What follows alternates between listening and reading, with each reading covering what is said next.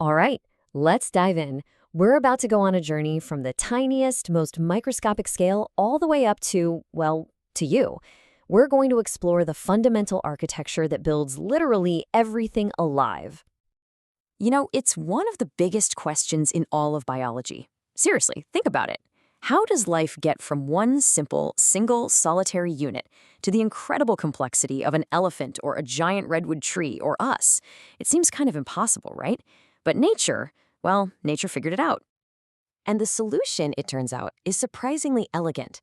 It really all comes down to two basic designs for a cell, two fundamental blueprints, and a really clever molecular trick that lets them all stick together. And that's exactly what we're going to break down right now.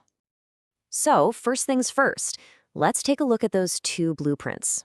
You can think of these as the two major models of cellular life that have ever existed on this planet. So, on one hand, you've got the original, the classic model, the prokaryotic cell. And on the other, you have the upgraded, complex, feature-rich version, the eukaryotic cell. One is ancient, simple, and incredibly efficient. The other is the foundation for all the large-scale life that we see all around us. The prokaryote is life's original design. I mean, these were the very first cells on Earth, and they are ridiculously successful. We're talking bacteria and archaea. They are absolutely everywhere. And if you just count them up, in terms of sheer numbers, they still dominate the planet today. And the real genius of this design is its simplicity. There's no central command center, no nucleus. The genetic instructions, the DNA, it just kind of floats around inside in a circular loop. It's a stripped-down, efficient survival machine that just splits in two to reproduce. That's it. Simple and effective. But evolution didn't stop there. Oh no. Life was about to get a major upgrade. A whole new blueprint came onto the scene that allowed for an entirely new level of organization and potential. And here it is, the eukaryotic cell. This is the type of cell that makes you, me, every tree, every dog, every mushroom. And what was the game-changing innovation? A true nucleus.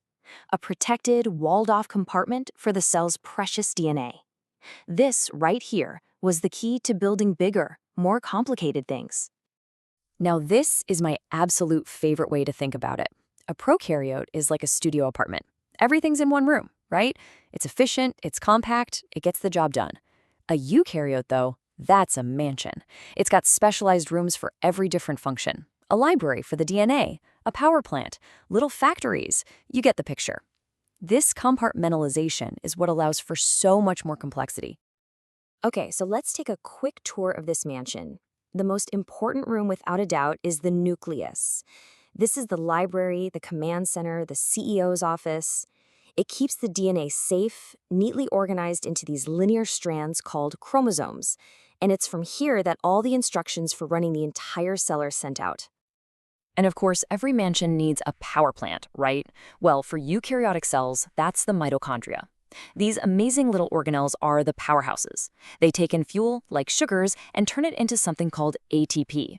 You can just think of ATP as the cell's universal energy currency, the rechargeable battery that powers almost everything the cell needs to do. And finally, you need workers. You need someone to actually carry out the instructions coming from the command center. That's the job of the ribosomes.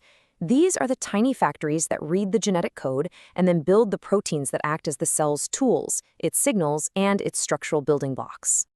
Okay, so we've got our complex blueprint, the eukaryotic cell. It's a mansion, it's organized, it's powerful.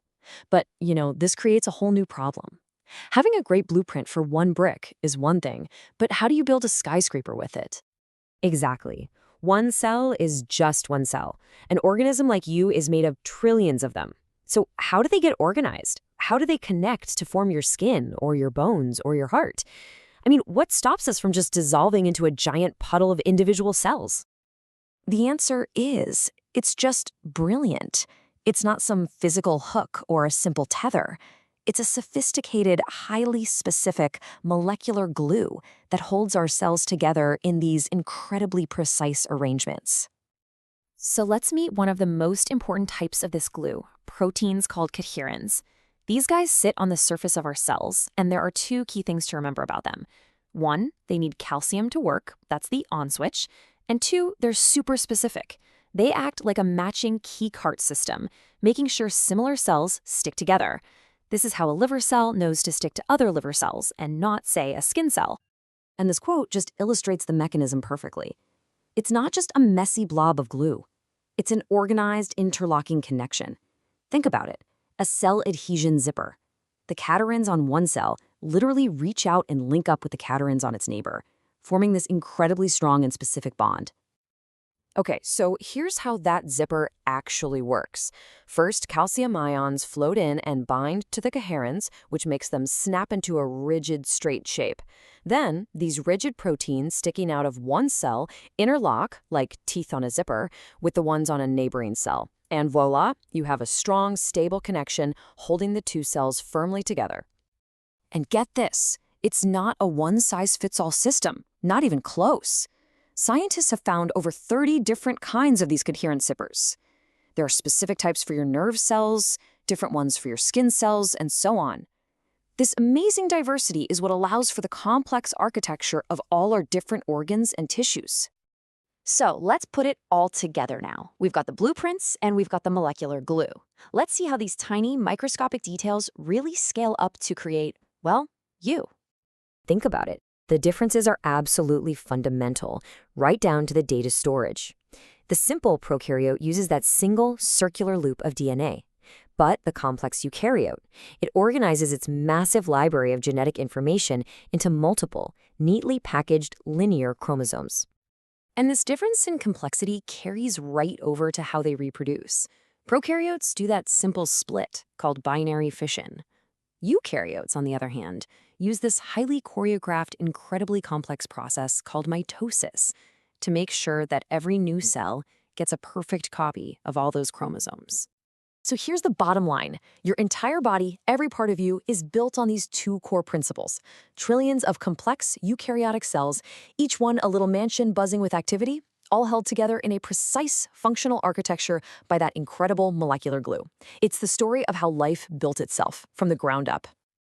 And that leaves us with a fascinating and, yeah, maybe a slightly unsettling final thought.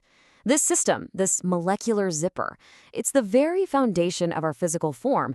But what happens when that zipper starts to come undone? What are the real-world consequences when the very molecules that hold us together begin to fail? Now, that's a question that takes us deep into the world of medicine and disease.